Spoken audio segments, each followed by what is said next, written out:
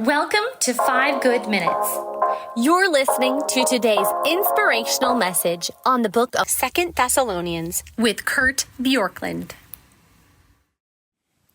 The very end of 2 Thessalonians chapter 3 is a little counterintuitive. It's countercultural even in the church culture. Here's what it says, verse 14. Take special note of anyone who does not obey our instruction in this letter. Do not associate with them in order that they may feel ashamed. And do not regard them as an enemy, but warn them as you would a fellow believer. And then he goes on and does some customary end of the letter greetings. So what does this say to you and me today? So take special note. Note anybody who does not obey what we say or does not obey our instruction. And then it says, have nothing to do with them, so they'll feel ashamed. Now, we assume, first of all, that if somebody doesn't obey, first of all, I said first of all twice, if somebody doesn't obey what we say, that isn't an issue. It's only to the degree that we are parroting the instruction of the New Testament, because this is the New Testament authority doesn't do what we say or our instruction. It's not me.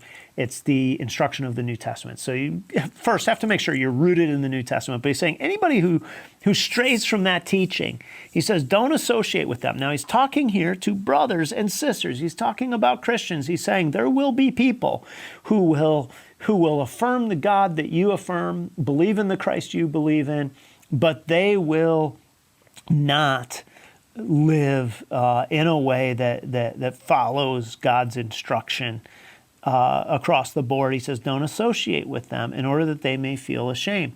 We don't feel like it's our job to ascribe shame to anybody. But notice this is different than the discipline texts, for example, in 1 Corinthians, where we read that we're to treat people as outsiders. He says, do not regard them as an enemy. In other words, don't consider them somebody who's outside the church entirely, but instead warn them, admonish them, challenge them, invite them back in. That's what this is saying, that this is something that you say, okay, I'm going to create a little distance, but I'm going to not treat you like you're not part of the church. Instead, I'm going to warn you. Now, the distinction here is striking, because in 1 Corinthians, you need to put people out of the church. Here, it's no, you just don't treat them as an enemy, but don't associate with them. Probably talking about your personal association.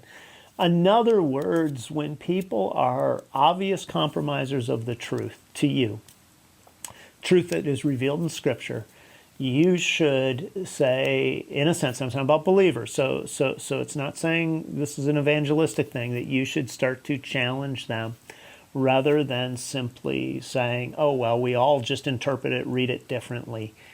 I don't know that I see this happen very often in the church.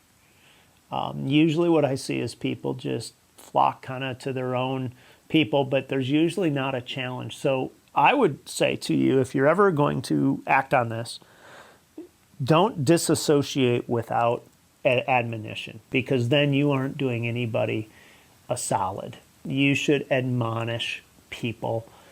And I know when I've tried to admonish people at times, it rarely goes well. They usually turn around on you and are upset, and that's why very few of us do it. Very seldom does somebody say, thank you for caring so much for me that you wanted to challenge me, admonish me, invite me to something higher. But the point here isn't to say that then you should just write them off altogether. It says don't associate. So it's okay to say, you're not my people now, because you don't have the passion for the things of God the way that the text calls us to. I'm going to admonish you, challenge you, even if from a distance. Let the distance in your relationship be part of the challenge. That seems to be what this is saying. Really tough to do, really interesting. Interesting that this is how he closes this letter about really the idea of how a church can thrive in the end times, assuming we're in the end times now. He's saying you need to be willing to challenge each other. So what does that mean? So, let's say that you have a friend who all of a sudden just says, we don't really do church anymore. But they're your friend. Don't treat him as an enemy, but he's saying, don't associate with him. Don't act as if everything's okay. What you should do instead is say, I want to challenge you. If it's not our church anymore, you need to get back into church. That's not acceptable as a child of God before you get back into good relationship with them, and so on and so forth in terms of how we live our lives. Are you willing to do that? That seems to be what is called for here in 2 Thessalonians 3. Thanks for joining us here today. There's a lot of great content to explore on Orchard Hill Plus and on the Orchard Hill main feed from the weekend. Have a great day.